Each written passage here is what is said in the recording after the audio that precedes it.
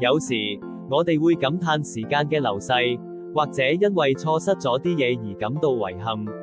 生活上嘅高低起跌，好似總係超出我哋嘅掌握。但你有冇諗過，其實一切都有佢嘅定時，而且係由一位更偉大嘅存在精心安排緊。聖經喺傳道書3章1節提醒我哋一個令人深思嘅真理：凡事都有定期，天下萬物都有定時。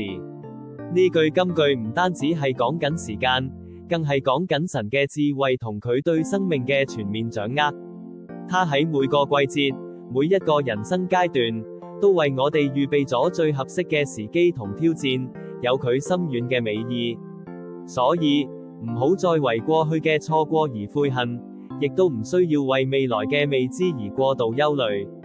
學識放手，活在當下，全心感受神喺每個時刻所賜予嘅恩典同啟示。因為喺神完美嘅計劃裏面，你嘅生命充滿意義同希望，每一步都係他愛嘅印記。